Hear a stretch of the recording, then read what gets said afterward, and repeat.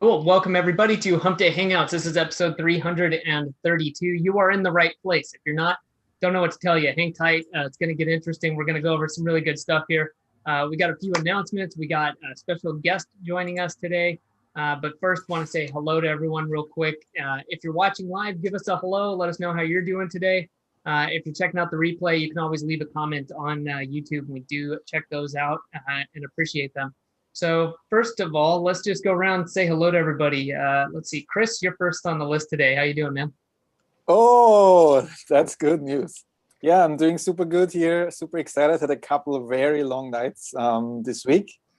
But yeah, man, the cash register is ringing and I love it, man. Nice. All right, good stuff. Hernan, how about you? How are things down south? Good, man, good. Things are getting chillier down here, but I'm excited. I'm excited to be here. I'm excited as usual. So. Cool. Marco, is it what's the weather like? Man, it was chillier here too. It was almost 70 yesterday. It got that low. Brr. Man. I can't help it. Look, it's been over a year, man. It's been over a year. I'm still in t-shirt, shorts, flip-flops. It is what it is, man. If this is the life you want to live, or if you want to live in the fucking snow in an igloo in Alaska, close to the North Pole, whatever life it is that you want to live, whatever it is that you choose, you got to work for it, man. You got to hump for it. It's like hoping that you hit the lottery isn't the way to go. At the very least, you have to go and scratch that motherfucker or guess the number. You have to take some action even to hit the lottery, right? So you'll take action to do that. But where the real money is, I'm not talking about real money, you won't take the action. You just want to, oh, maybe that'll work, and maybe one day you want to guess and second guess, and you have no idea. Well, we've set the step-by-step method. We not only do that, we give you mindset. We help you with that. We're constantly on you. Look, you got to do it. You got to take steps. You got to do the do. That's the only way. You got to work for it. And then, we give you a way to go and get it done for you. MGYB.co. So we've set up the whole process. We set up the path. We have the training. You want to do local? We have the way for you to do local. You want to do global? We have the way for you to do global. You want to do affiliate? Go do affiliate, e-commerce. Whatever it is you want to do, we have it. It's all set up for you. But we can't do it all for you. You have to take some action. You have to go and invest at least the sweat equity to make the shit happen. And with that, I'm going to say, what's up, Essie? Hi, Marco. Hi, everybody. Syndication Academy guide is our Syndication Academy trainer, guide, instructor, trainer, whatever, guru, instructor, you name it. She's the one that's going to be helping people all the way through the process. She's going to be on Facebook answering questions. She's going to be doing update webinars. We've set it up so that you can totally take your brand and your entity, and she said yesterday, consolidate the entity and the brand into one overall system that shows Google what everything under your brand and entity is. And so this is the way to do it. This is the way to claim it. Let me stop talking and say, what's up, SC? Hi, Marco. Thank you for the introduction. And thank you, everybody, again, for the opportunity and for helping me to come to this point where I am actually going to be training other people for something that I just started to train myself a couple of months ago. And so, yeah, I cannot thank you enough for that. I'm fixing it so you guys can see my t-shirt. Yeah, we each need to get one of those so we can all represent as well as Essie is, because my shit's all like faded. You can barely read it anymore. Well, it's probably like wine, better older maybe. Yeah, hey, that's a good. I'll take that. So I was going to jump in for a minute and just say, yeah. So we're really excited about launching Syndication Academy 3. Essie's been kind of in the lab, I guess. We studying and experimenting and building out networks, and also we have a list of over 300 additional properties that she is going to be providing instruction for on how to expand your entity footprint. a lot of these properties aren't things that you can syndicate to through IFTTT, but it's about expanding that entity or brand footprint, which is incredibly powerful and important now. And a lot of these different sites, she's going to be going in and figuring out the best way to squeeze as much power out of them as possible, including interlinking and all that other stuff. And so we've got like 2 years worth of updates on the books for this. So it's great, guys. I'm really excited about launching this, relaunching this. And now we have a dedicated instructor for it. You know, she's going to be in the group answering questions. And obviously if there's something that she can't answer, she'll tag one of us. We'll be happy to jump in and answer it. But really excited about relaunching this for now, the 3rd iteration of Syndication Academy. So well, I saw the update video that she did. And we're not going to say which website it is. We're going to leave that for the first update webinar when it's announced. But it's part of it is already recorded. The website was already in there. It's powerful. It's a semantic hub, as she mentions in the training. And like it was a test by fire, because all I told Essie is go check it out, see what you can do. And from the training that she had done, of course, the beginning, the advanced, because right, one thing builds on another in our Syndication Academy training. And so from the training, she was able to go in there and just completely manipulate the website that I gave her to do. It's a semantic hub with do follow links, and it's just fantastic for SEO. She was able to take full advantage of the website, which I expected no less, which is why I didn't give her any instructions other than go see what you can do. And guys, you just have to see it. And so from that, you'll be able to see exactly what she will be doing with all of the other websites that we have for her to go and look into, so that they can become part either of your semantic hub or your footprint on the web, because they won't all necessarily interconnect the same way, but we do wherever we can. It's just great. It's great training. She'll be in Facebook, which is great. We haven't done that before, so she will be supporting the Facebook group. And you know, the updates are coming. Like you said, it's about 2 years worth of updates that we already have to look forward to. So it's just fantastic. Yeah. Awesome. Well, yeah, guys, I wanted to also just say real quick, I know we can talk about this for quite some time, but if anyone's got questions, I've already put the link in below. There is a sort of a deadline on this, in the sense that we definitely have a special offer for you. If you're wanting to join Syndication Academy, or if you joined previously, you were a member before, you're going to want to get in now. We are doing a special launch price. You can check it out. It's at syndication.academy, or if you're watching live, you can check out the link below. But the price is going to be going up, and we do have some pretty kick-ass bonuses, if I do say so myself. But you can find out more about those at syndication.academy. So was there anything else we want to touch on, let people know about either Syndication Academy, the training, the community, anything else before we dive into questions today? Like, we can get into it. All right, let's do it. All right, I'm gonna grab the screen. You guys confirm you're seeing it? Yep. Roger, Okay. Roger. Very sweet. All right, so I believe the first question is this one.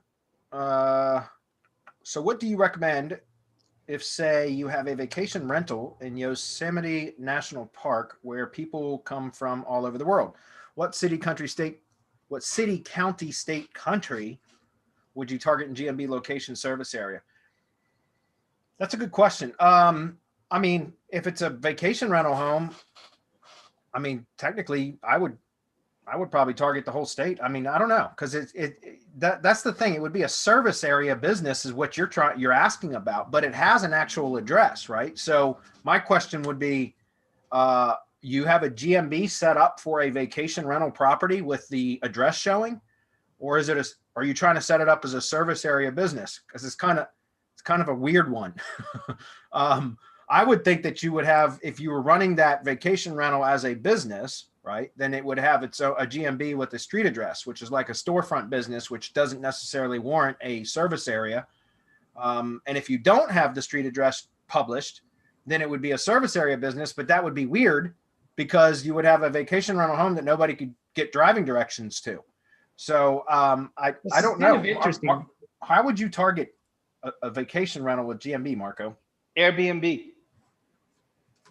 that's it's totally how I would target it. It's how most people I know now, especially with the pandemic and with things the way they are, that's how I see. I mean, just a whole ton of people looking for rentals. I mean, for vacation. But the other thing would be, no, you don't want to create a service area, Right. Service area GMB, because that would just, well, wait a minute, how, this is so interesting. It is. It's kind But- of it's all right, interesting so- because it could be both, really. Yeah, hang on, but you can do both. This is one of those where you can probably do both. There are those instances where if you're, like, for example, the restaurant, right? Restaurant which delivers, they're allowed to have both. So it could be one of those categories where you can do both. So do both the service area and the address, and then you're good to go, because you don't want to pigeon yourself to like Yosemite National Park. You want to be able to appear in other places. I mean, you go to directories, again, Airbnb, anywhere you can to promote your vacation rental.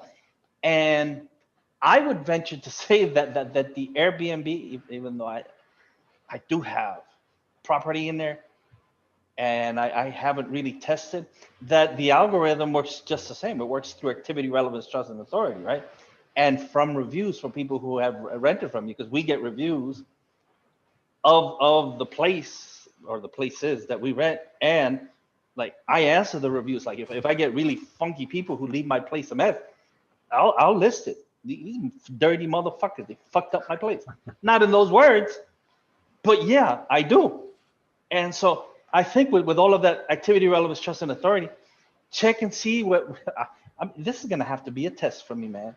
I'm going to have to take one of my rental properties, one of my Airbnbs, SEO it to death, and see if I can make it appear #1 for rentals, say vacation rental Costa Rica, when people are searching Airbnb. This is a good thing, but totally try to see if you can do both. Now make it, if it's legit, you should be able to get the pin. And if you get suspended for whatever reason for trying to do both, this is one of those where you can contact Google with the paperwork and say, act really silly, really dumb, really stupid. You don't know what's going on. Hey, I was just trying to let people know that I have a vacation rental. And the Google rep will help you out.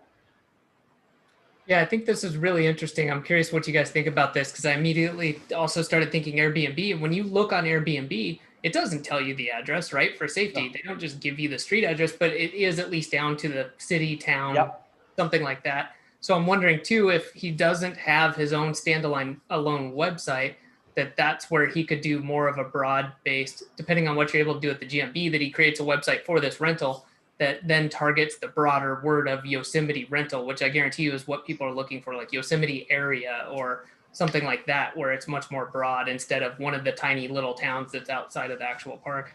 Well, now you just said create an SEO shield, which comes with a GSite and Drive Stack, and you can target location then, right, as you go inside, or the service, Yosemite vacation rental, and the related keywords that he wants to go after, or the supporting entities, if you want to call it that. But yeah, I mean, the SEO shield, your Airbnb can't be your money site. I don't see why it can't, because you're just pushing a listing in Airbnb. And how would you do that? Well, you just push power into it and see how it reacts. But man, I can almost guarantee, because I see people reacting to the stars, and I see people looking, and you can track the people that look at your rental and all these other things in the back end of Airbnb. Man, I can almost guarantee that the algorithm in Airbnb, they all work the same way. That they're all Amazon, whatever it is that you're looking at, activity, relevance, trust, and authority. I mean, I'm almost 100% that you can do this with either Airbnb as your money site, or the GSite as your money site, or even the business site that you get for free inside the GMB ecosystem, that you can use that. Airbnb Shield coming 2021. Oh man, that's not a bad idea. There you go. There we go. All right, next is, hi, I'm new. Anything asking foolish, please forgive me. How many RYS sites can rank? Main websites, GMBs, etc. Can you show websites of GMB ranking with RYS sites ranking proof? I mean, You only need one. Now it's what you do with it. So, we talk about building an entity or an SEO shield around your primary asset, which would be usually a self-hosted website. Doesn't have to be. That's usually or typically what it is. And then we build the SEO shield around that, which includes one drive stack, the entity drive stack. At least the initial one is just it's modeled after the brand. And then the GSite and the syndication network, ID page, all of that stuff. And it's one kind of, unit of the SEO shield. And then from there, you can expand the drive stack and the GSite using the RYS expansion service for like different categories.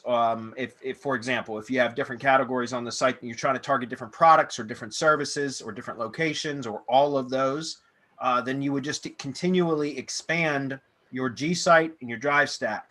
And that's how we would do it. So it's not a number, like the number of GSites and drive stacks. It's what you do with the one that was built for your entity. And I think that was a really simple way to answer that. But I think the question was asking like the quantity instead of the quality. And really it should be about the quality, not the quantity. We only suggest one for any one entity or any one brand. And then we just continually expand that based upon the needs of the project itself. Somebody else want to take a stab at that? Yeah, well, it depends on what he's trying to do. If he's trying to push local, he doesn't want to rank his website, especially if you get hardly any action in SERPs, right? In organic. If you're looking for maps, you're going to be pushing power to your GMB. Yes, you should also push power to the website, but the website should be pushing power back into everything should be going into the GMB. The way I'm reading this is how many RYS sites can help the main website or the GMB rank. It only takes one. That's right. One GSite, not RYS site, but let's say what it is. Google site or a GSite, one with, as Bradley said, expansion pages. Once you get the main entity delivered, your branded GSite delivered, then you can extend into services or locations, whatever it is that you're doing. Now, if you want to see an example, Bradley, we could just go and look at DC Plumber, because that's being pushed by a GSite, DC Plumber and Plumber in DC. DC Plumber. That's those two right there. Look, yeah, but mouse over where it says website. Right. Sites.google.com. Oh, there it is, number one. And then that's the self-hosted website. This is the GSite. They got 2 maps listings. Yeah, but mouse over the DC Plumber LLC, the website. Well, that's a GSite. That's the GSite right there, which is also ranked number 1 in organic. Above who? Above Yelp. Man, who says you can't beat Yelp, man? Oh, absolutely, you can beat Yelp. And then Plumber in DC is the second asset for this same project. That has a money site. And this has a self-hosted website, but it's for the same brand. So there you go. There's proof right there. DC Plumber in DC. There's a few of them where it's the entity. Yeah. Okay. Ranking, Roto-Rooter, you name it. That these things work, man. What can we say? Our shit works. People just have to figure out that what we say is true. And the way to figure it out is, as I said in the beginning, you have to take some kind of action, man. We can't do it for you. So next is rugs. There's a lot of questions here. I'm going to try to roll through these. By the way, guys, if you're new here, just we ask that you only post 1 or 2 questions at a time, and then come back and post additional questions so that we can get to all. It's just more fair to everybody. If we got to answer 18 questions for one person, then that stops the ability for us to answer other people's questions. So it's okay. You didn't know, you're new, but we have a few people here that come every week and ask multiple questions, and we even kind of poke fun at them every week. BB, I'm talking directly to you. Anyway, but seriously, no, it's cool. I'll run through these really quick. Hi, new guy here, interested in the done for you products, if that will save time not having to go through the training. Do I have to tune in the Humpdays to get answer or answer here? No, it's always awesome if you can attend live. That way, in case one of us can't interpret your question or we need additional details before we can give you a proper answer, then you can clarify by chatting in the chat box essentially. But you don't have to. You can always post your questions ahead of time and then watch the replay. And provided that we got to the question, provided we don't have to answer 18 questions from one person, we'll get to your question eventually. and then you can catch the answer on the replay. All right. So questions are there any requirements as to the website we want to rank to make this a good fit? Small blog, but we'll be adding to it. E-commerce site. Our URLs might shift a bit later for more SEO friendly. I mean, no, because you can use a WordPress site or pretty much anything that you want. You can use the GSite from the Drive Stack or the SEO Shield, excuse me, as your primary website. If you're just doing GMB stuff, it doesn't sound like you are, but if you are just doing GMB stuff, you could always just use the GMB website as your primary website, or once again, the GSite, self-hosted sites, doesn't matter. You choose what target it is. Now, if you have the ability to manipulate the on-page SEO, right? So to be able to optimize the site itself, then that's going to give you a leg up, right? And what I mean by that is, a lot of like e-commerce sites I know, and I don't do any e-commerce sites, but we know that some of them are very difficult to optimize for SEO. It's very limited in what you can do. So if you're going to be doing a lot of stuff, like WordPress is always a good website builder or platform to use because it gives you so much functionality and so much ability to optimize. So it doesn't really matter what type of site it is. There are certainly benefits to having some sites built on certain platforms over others, but it really shouldn't matter. Now, before I move on, do you want to comment on that, Marco? Yeah, the only thing I would say is make sure that you can work on the on-site SEO. Right. Because that'll help. And make sure that you can add schema, because that would help. Oh, it will help to have schema and proper SEO on the website, to be able to silo it correctly, to be able to interlink everything correctly. So the second question is the done for you 75 single. So that's the single tier syndication network, and the 276 multi-tier, a done for you replacement for buying the Syndication Academy training at $97. Well, first, yes, the done for you is a replacement for the training. So if you don't want to go through all the training, and I completely understand that, then the done for you services are so you don't have to go through the training. You just buy the networks and we'll do them for you the same way that we teach you how to build them in the training. But you could save yourself a bunch of hours and just buy them from us. And what I do recommend, though, is if you're going to be using syndication networks in your business or for clients or for your projects, whatever, that it does make sense to get an understanding of how they work and why they work. And by going through the training, you will gain that understanding. That said, it's currently right now for Syndication Academy V3, which we launched today. You can get it for a lot less than your sticker price that you listed here. I don't know for how long that'll stay that way, but it is that way right now. So if you're interested in learning about it so that you can understand how they work, why they work, and how they kind of like all those pieces fit together, then I recommend getting the training. But if you don't have time for that or no desire to learn all that, which I can understand that, then just buy them from MGYB and you'll save yourself a ton of time and you'll still get the benefit from them. Yeah, I'm going to disagree just a little bit with it being a replacement. I would say that our DFY is more of the foundation of the training, because our DFY products don't include the updates that SE will be doing. That's true. And so the done for you, which everyone should get, is actually intended for you to get started, for you to not have to spend so much time pushing through the training and trying to put everything together, because that can take well, it's up to you on how long that takes. SC, I think it was about 6 weeks or so. I mean, you can answer for yourself how long it took you to basically go through the training and start understanding it. But I would just say that it's a foundation. And yes, by all means, get a done for you so that you can see what yours should look like, and so that you know what it is that you need to do with all of the other websites that you include in your done for you syndication network once you get it delivered, because you can always expand on it. That's what our training is all about, the new training. Essie, you want to comment real quick on the timeline it took you to really understand it? Okay, yeah. Well, if you're starting from zero, like I was, you are going to need a couple of weeks to actually get into it. Maybe if you're smarter than I am, it could take you less, but you definitely would need some foundation to start actually going step by step to build up your knowledge about it and how it is actually functioning. After that, after the first few weeks that you get into the process, the logic of syndication networks, then you can maybe even skip the rest of the training and go directly to done for you network, because you will have already the understanding of the basis of it, what is actually happening and how it is working.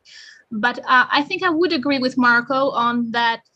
Probably the training is still necessary, even if you would get a done for you network, not only for the updates, but also for the very understanding of what is happening on your on your done network, or the ones that you will purchase. Sorry for the mistakes on English again. No worries. And that was great. Thank you for that. And so, yeah, and I agree with that as well. I mean, here's the thing. We may be, don't hold us to this, but we may very well be adding the expansion, entity footprint, expanding from the properties that we're going to be adding for Syndication Academy version 3. So that might be something that we add into MGYB for done for you, where you can go in and buy additional properties, and we go out and build them out and optimize them for you, interlink them and all that. But that's not something that's going to be available right away. We are trying to do that, but it's not something that's going to be available right away. So I do agree with that. Having an understanding of how they work does help, because, for example, if you have, things break down, it's automation, right? And so IFTTT, sometimes things break down, and if you don't understand how everything works, then it's difficult to troubleshoot and fix, right? And so again, even if nothing else, having that foundation is really important, in my opinion, if you're going to be using these in your business or for your projects. Okay, I'm going to move on, guys. Is that cool? Yep. All right, next is the multi-tier one that much better? It depends. It depends on what you're doing. I've been recommending for many years now to stick with a single tier branded network if you're doing website syndication or blog syndication. If it's from a self-hosted site, especially, that you just stick with the single tier branded network. And that's because it's just so much easier to maintain and manage. A multi-tiered syndication network can add more power, but there's also, depending on what the use is for, there's also some things that you have to consider and additional steps. So, for example, if you're doing blog syndication only and you're using multi-tiered networks, then it's really important that you are mixing additional content sources to your second tier networks, so that it's not 100% only your content being published to your branded network and into the 3 persona-based networks that are the second tier networks, because that leaves a footprint, not in a good way, not an entity footprint. That leaves a content footprint that is clearly for SEO manipulation or for manipulating Google. And that is not something that you want to do. You don't want to draw attention to yourself in that respect. Now, if you're using a YouTube channel as your syndication trigger or your primary asset, so a lot of people that do video SEO and video marketing and stuff, a 2-tiered syndication network is beautiful. It's great. It's better than a single-tiered network for sure, because you don't leave any. You may leave footprints, but it doesn't matter, because when you're syndicating YouTube content, you're acting as a publisher for Google, and Google just doesn't care. So you can have as many damn networks tied to that one YouTube channel as you want, whether they're single-tier or multi-tier or even beyond 2-tier, which we have some students in the past that have built out multiple tiers. I personally don't like to do that because it's a management nightmare if something breaks down. Let me clarify what I mean by that. I don't like to build out multiple tiers, beyond 2 tiers is what I'm saying. Because if something breaks down, sometimes it's very difficult to identify or locate where it is, where the breakdown is. But I have for YouTube stuff, I don't do a whole lot of video SEO stuff anymore, because I use YouTube ads, Google ads for YouTube for that, for driving traffic for video stuff. But when I was doing a lot of video SEO stuff, I mean, I would stack literally, if I was going to start a new channel, what I would always do is 4 2-tiered networks right out of the gate. And I know that seems expensive, but it was very, very powerful, because I would end up having essentially, 16 networks, 16 syndication networks tied to a YouTube channel. And that just provides massive power. But again, there's no footprint issues with that. So when you're dealing with blog syndication, it's really critical. And we have training specifically, there's even free training for how to how to get the best use out of two-tiered networks or multi-tiered networks when you're doing blog syndication, and our knowledge base and our YouTube channel and everywhere else. There's free training on how to, like, where you're supposed to add additional content sources to feed your second tier networks with other relevant content from other sources, if that makes sense. So again, my suggestion is, depending on what your use is going to be for, a single tier network is what I would recommend for blog syndication, unless you know what you're doing and you can make sure that you're monitoring the multi-tiered networks for blog syndication. Anybody want to comment on that? Yeah, I'm also going to say that done for you is not a replacement for education. No. Meaning that you have to educate yourself about what's going on in the web right now and what the approach is. It's our entity-based SEO. We totally focus on the entity. Well, how do you do that? Well, it's something we discuss in the Heavy Hitter Club. I mean, we totally go, as a matter of fact, I just started an iframe series. We just got done doing a how to connect everything together series. We've done prior entity series. So everything that we build on, we're doing e-commerce work studies, case studies, local case studies. So all of these things are so that people know what it is that they need to do with their project. So you have your project, now you know how and why. So now's the time to go and order your SEO shield, because you know that's foundational. You can't skip that. I don't care who's teaching, you go and get. You have to understand that the focus has to be your brand as an entity on the web. And the approach to that, well, that's only taught in our paid groups. So it's one or the other. Yeah, you do go, either you go train yourself, go through the training, Syndication Academy, our YS Academy, the rest of the academies, then our pros, local GMB Pro, local PR Pro. We have all of the training that you need so that you can train your own VAs. Or you go and educate yourself so that you can learn where all of these things come into play, rather than, you know, well, is it a single or a multi-tier? Am I going to need a done for you drive stack and GSite? Well, that's all part of our SEO shield. Go to the SEOshield.com and start your training there, your education, start your education on these things so that at least you're familiar with our foundational principles. Agreed. So the next one was, what does MGYB even stand for? It stands for Make Google Your Bitch. That's right. That's right. Moving on. Also interested if one-time Google Drive Stack, one-time done for you service is faster and mostly complete replacement for RYS training and subscription. Thanks. Again, yeah, if you want to go through hours and hours of training so that you understand why it works, how to build it, and all of that stuff, then yes, go get the training. But it's a lot to go through. And I'm not trying to discourage anybody from it. I'm just saying you have to figure out what the best use of your time is. Here's something that we always recommend. If you're busy as a business owner, then what you should do is buy the done for you stuff. But if you want to have a really good understanding or have, be able to squeeze more power out of it because you understand it and fix things when things break down, if they break down and all of that, then have somebody on your team or hire a virtual assistant. Yes. And put them through the training course so that you have somebody in-house, or at least a team member, that can handle that stuff for you, that can learn these methods and stuff. I mean, again, as a business owner, guys, if you are, you shouldn't really be getting down into the nitty-gritty, the technical weeds, so to speak, because you probably should be focusing on higher level stuff and earning revenue, generating sales, that kind of stuff. But, some people, they just really want to know all that stuff and they want to be technicians. And if that's your case, then do that. Go through the training.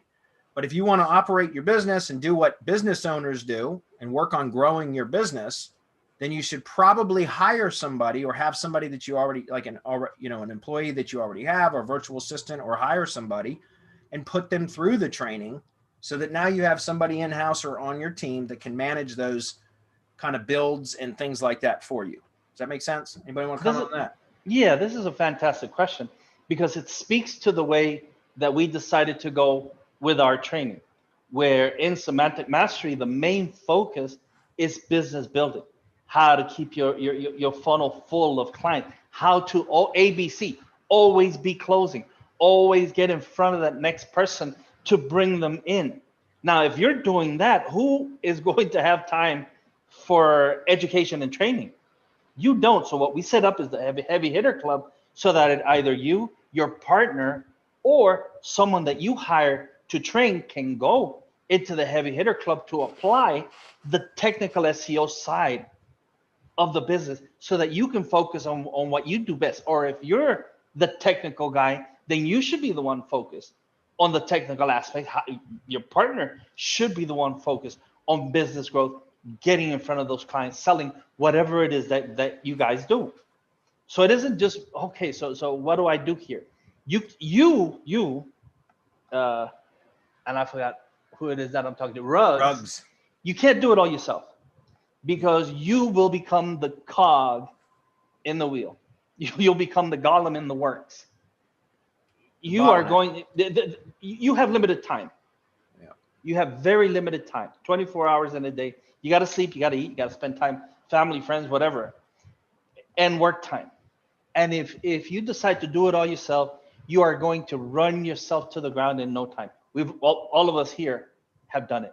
Oh, yes. Where we ran ourselves into the ground, where we just ran out of time. And then we realized, well, man, if I just hire some people, quality people, applying one of our training in Semantic Mastery is just for that, to hire quality VAs who can help you. Well, that's when we realized that then the potential for growth becomes exponential, because we have people in place who can help us with the growth. Duplication. All right, next question. Looking to diversify from client SEO. What are some things I can do online, leveraging my SEO experience in MGYB that would be long-term assets and not something risky like spam Gmbs? Thanks, guys, as always. Well, I mean, right off the bat, I think of affiliate stuff, right? Because our methods still work for affiliate marketing. Just very few of us do that, right? Like I stick strictly with local. I haven't done any affiliate marketing in 2 or 3 years at least, because I just stick with local and lead gen. But that's immediately comes top of mind. Something else you could do is building assets that if you don't want to deal with clients, but you understand SEO and you know how to build strong, powerful web assets, and forget GMBs, because that's, you said you don't want to deal with spam GMBs, then you could always build sites that you could use to sell guest posts on, right? If they're generating traffic and they're sites that have some authority and they're ranking and they're generating traffic, then you could sell guest posts, you could do link building, you could do, all kinds of stuff that wouldn't necessarily be like client stuff, but you could be selling, access to some of your web assets that you build. Those are just 2 things that I would do right off the top of my head. But I happen to like local SEO and lead gen, so that's my area of expertise. Margo, what do you say? There's so many things that you can get into. Selling whatever product. You don't even have to create the products or service. You can become an affiliate and sell somebody else's product or service. This is what Amazon is built on. Other people selling their shit, and then other people coming into their website, putting their products in there, and then selling their shit in Amazon. Amazon is like the I don't know, the mall for the world, because I see them everywhere, and everyone is looking to take down the king, of course, because they did it so well. So if you focus on that and what they did, you don't have to become Amazon. You can just take one small chunk from Amazon, one piece, you can start with one product, one thing, and start on that. Even if it only makes you $100 a month. Well, now you know that if you do that 10 times, well, that's $1,000 a month. And if you 10x it again, well, that's 10K a month. And you just build on that. Something doesn't have to make you $1 million, like right off the bat. The way to get to $1 million is $1 at a time. And whether you're making it $10 per sale, $20 per sale, $100 per sale, however you're making it, once you're doing it, and once you have the process, which is what we say, create the system, let the process take over, and then you lather, rinse, repeat. Once you know that process, then it's just building on it. So now you say you do something and it makes you $1,000 a month. Again, 10x, that's $10,000 a month. And it sounds simple, and I don't mean for it to sound like it's easy and I'm going to do it tomorrow. you have to do the work. You have to go set it up. You have to rank it. You have to sell the product. Then you're gonna have to make sure that the delivery is in place, that you're talking to the customer, make sure they're happy. All of these other things come into play, but all it takes is one idea, one thing, one time, create a system, create the process, lather, rinse, repeat. Yeah, and like I said, something else is, if again, besides just selling guest posts, remember if you can build assets that generate traffic, that is one way to monetize them. But another way is ad revenue. If you got a lot of traffic coming to a site, you can always make money from ad revenue. I'm building a site right now that's one of the ways that I'm going to monetize it eventually too, is because it's a national site, which is rare for me, but it's something that I'm doing that it's going to take some time before I even bother with that, but it will end up being another really good source of revenue, because the traffic will be such that it will get generate some good revenue from ads. So that's just another thing that you could do. So e-commerce is absolutely one that you could do. I have no desire to do any of that, but if you know SEO and you know how to rank stuff, you can absolutely make money that way too. So, all right, moving on. Roger Dodger has several questions. We're going to roll through these. He says, what are your thoughts on EMDs and many satellite websites? Can they still be helpful, not as a PBN, but to send relevant traffic? Well, yeah, I mean, again, it goes back to the previous question and our comments about it. The same thing is, here's the thing. Like, I don't use PBNs anymore. I haven't for a long time, but if I was going to build my own PBNs, what I would do is focus on building websites that do generate their own traffic and rank in and of themselves. In other words, and we have some people that had been in our mastermind that were doing that. And, that's kind of like what RSS Masher technology is for, really. It's Damon Nelson's tool, and he calls Masher sites now, which is using like auto blogging through RSS feeds, other people's content and that kind of thing to populate sites that end up generating their own traffic, so that he can end up selling, affiliate offers, promoting affiliate offers or opt-ins and things like that for list building, and also advertising revenue from those types of sites. Well, those types of sites are perfect for satellite sites, or they're not PBNs in the traditional sense, because these are real, genuine sites generating their own revenue, their own traffic. They have their own audiences, right? Their own followers and all of that stuff. But at the same time, if you have assets like that, then they could be incredibly powerful for SEO as well, because you can leverage those sites to power up other sites that you want to rank and generate traffic to. So there's definitely a strategy for that. Now it requires, in my opinion, a lot of effort to build those kind of sites and get them to those points, which is why typically I just don't bother with that for local projects, because we have the semantic mastery methods using the SEO shield and going in, as Marco always says, to the belly of the beast, Google, and using Google's own assets to be able to provide as much power as we need to get the results that we want. But there is certainly a strategy for that kind of stuff. And man, you can crush it if you know how to build sites that generate their own traffic and rank and create an audience and all that kind of stuff. I mean, you can make money from those sites, as well as use those sites to power up other assets that you're trying to monetize as well. Any comments on that? Yeah, I've tried those RSS sites and RSS feeds and creating content from all of that. And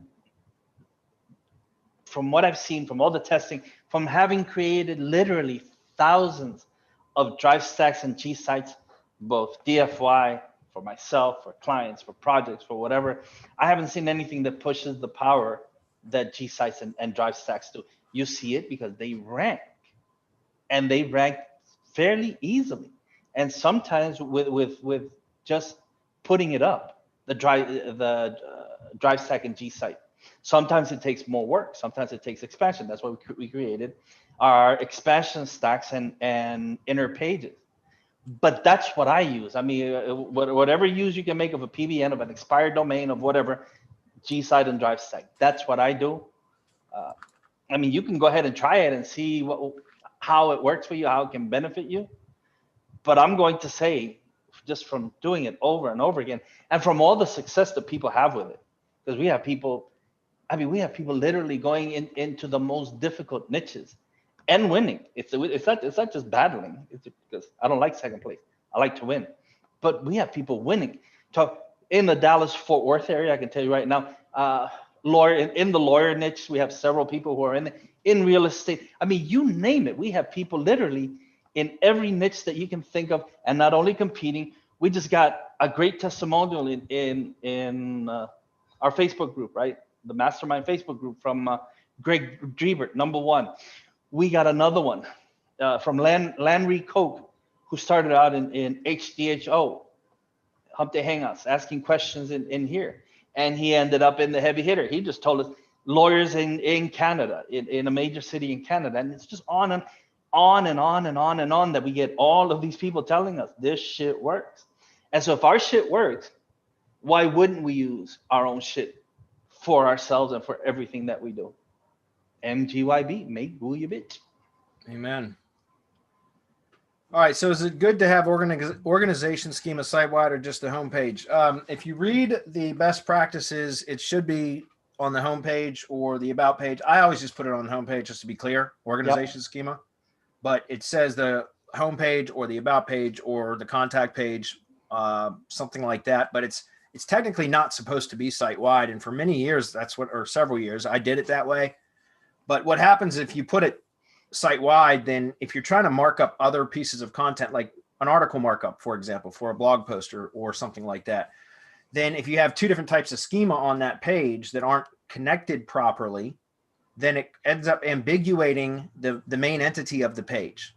So that's why it's not wise to put organization schema site-wide if you plan on doing any sort of other markup on the site. So the short answer, just put it on the homepage. If it's for a local project and you have separate locations, then you can put location schema, local business schema on each one of the location pages. If you understand how to connect schema or connected data items or connected schema, nested schema, there's several different versions, and you can just Google search some of that and you'll find help files on what that means. If you understand how to do that, then that's how you can have organization schema on the homepage.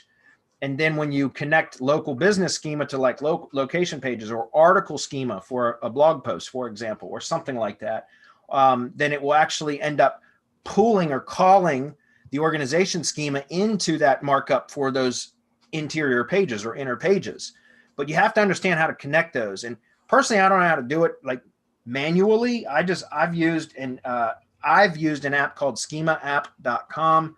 It's pricey, but if you only got it for one site, it's like $30 a month. So it's not that bad. If you got to use it for multiple sites, then it can get pricey. But I like that app because it will automatically create all the nested schema types for each different page. It connects them the way that it's supposed to without me having to learn how to do all that shit. Because it can get really, really complicated if you don't know. And if you make a mistake with any of the, coding out the schema, then it will invalidate it, which makes it basically useless. So, check that out. But I would recommend that you just put it on the homepage for organization schema. Anybody else? Yeah, in the Heavy Hitter Club, I mean, we set up templates, Rob especially, for just killer schema where we do we teach, we show you how to do the call. I mean, we don't just tell you, we literally show you step by step how to set up the schema, how to do all the calls, how to make sure that your schema validates. We even show you a hack, how to get Google in there, looking at your schema, and then how to get Google back in there to recrawl your schema. And on the second time around, on the second go around, Google actually will crawl most of your website, going through all of the different schema, how it since everything is calling to each other, the bot will actually go at the code level throughout your website, which is just a fantastic way of getting Google to look at your entire entity on the website and seeing how you're relating everything about your entity, not only to each other, but to everything else that's on the web. That's in the Heavy Hitter Club. Yeah, and it's crazy because Rob and Pofu Live is the one that woke me up to like the different levels of schema that I just had ignored because I really hadn't thought that I needed it, and it just really opened up my eyes to like the possibilities. And I got to give it to Rob, man. I give him so much props because he built out all those like spreadsheets to code schema, like the templates, as you just mentioned, Marco. Yep. And God, I don't have the patience for that shit. And, God bless him for doing it, because that's the only reason I use the Schema app, is just because I don't have the patience for that. But he he's created some really cool templates and all of that. So I agree. Go to the Heavy Hitter Club if you want to learn more about Schema for sure. All right, the next question is, and this is the last one from Roger. He says, can we combine multiple iframes inside each other to build more power? Yeah, it's an iframe stack. That's kind of what our ID pages are in MGYB. It's really just an iframe stack, just on an ID page. Really, that's exactly what it is. It creates like that mirror in mirror, like that never-ending, almost like Inception. You know what I mean? Like it's that picture in picture that just keeps going on and on and on and on. That's kind of what we accomplish with the ID pages and our iframe stacks within the ID pages. So you want to comment on that, original training, the original training in RYS Academy is based in iframes and iframe stacks and how iframes work, man. I mean, you're talking about something that we came up with, Dr. Gary Kerwin and I, we started in 2014, but we turned it over to Bradley early 2015. Mm-hmm. So yeah, and as a matter of fact, what you're asking is exactly what I covered in our first iframe, the iframe series webinar that the series that we just started on Monday in the Heavy Hitter Club is exactly what you're asking. We show how to build more power stacking iframe. There you go. So Chris David says, what is the best plugin to help with setting up Schema? Well, I use SEO Ultimate Pro for most of my sites now, and have been for a while, which is Jeffrey Smith's plugin, which is really good because it has the Schema modules. And so you can add Schema on a post or page level basis. And it basically is a drop down. You can select which type of Schema, and then it brings up essentially a form that you fill out right there in the WordPress editor. And it will mark up those pages and the elements of the pages and all of that. So that's a great plugin for Schema stuff. I've found, though, as I mentioned before, that I like to use the schemaapp.com to generate Schema for my projects, just because it connects everything and the way that it should be done. And there's a learning curve to that app, though. There is no question. So it depends. If you're just doing it for one site, then yeah, Schema app's great because it's like $30 a month. But if you're going to be doing it for a whole bunch of sites, then you're going to need the higher level plans, and that can get rather expensive. Whereas something like the SEO Ultimate Pro plugin will allow you to mark up, elements on pages or pages and entire pages and such, without having that kind of higher cost to it. But those are the only two that I've ever used, besides just manually or creating Schema from like a third-party app and then adding it to pages. But I don't like to do that anymore since I have Schema app. But that's just how I do it. So what would you suggest, Marco? Is there any other plugins besides what I mentioned? No, because I only use SEO Ultimate. I use the templates in the Heavy Hitter Club, and then the Code Inserter Plus module in the SEO Ultimate plugin. And that's being updated, by the way, just so you guys know, the SEO Ultimate plugin. Yeah, I saw Jeffrey posted about that. He said a great big update's coming out. So yeah, it's coming. 2, 3, 4 weeks. I'm not sure, but it's coming. It's going to be great. But it's great already, and you can control the insertion of the Schema on a per page and per post basis, so that you can control where your Schema is going to go, right? So if you have video in a certain place, you can go ahead and wrap that video in Schema, call on it from. You got to learn how to do all that. Either you use the app or you come to the Heavy Hitter, get the templates, get the training, and understand the power that you can deliver through Schema. I mean, there's tons of power in there if you simply follow just a few quick rules, and it's really simple from then on. Yeah, Marco's right. What's cool about the SEO Ultimate Pro plugin is on a page basis at the bottom where the widget is for the Schema stuff. It allows you to append, replace, add to, or amend, I guess. It's got several different options, which is cool. And that's how you can actually do the connected Schema or connected data items. As we were mentioning before, the plugin will do that. So it's cool. All right, next question is, hello guys, what's the best way to create an RSS feed from my GMB posts? I would like to syndicate them and embed them on my GSite. Is it possible? I couldn't find any tools for that. Okay. Yeah, but let me give you, several of the GMB post schedulers will produce an RSS feed from the GMB posts.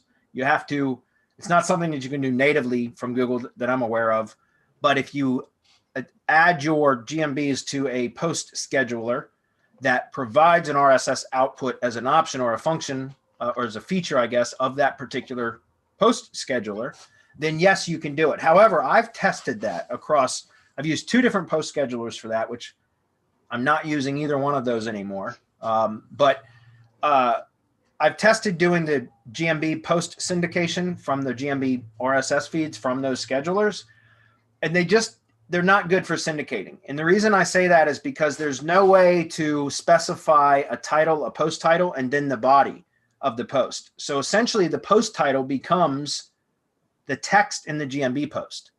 Like there's no way to separate what, like a title from the body of the text body of the GMB post, because it's all just post body, if that makes sense. So when you go to syndicate a GMB post, it basically pulls in the text. I guess it's truncated at some point, but it brings in just all the text from the GMB post up to a point. So there's no way to specify like a title. Even putting line breaks in and trying to put line breaks into the GMB, it doesn't matter. It would disregard that and pull in all the text. So you end up with these really long, funky titles that on the syndication network properties, which look spammy as shit.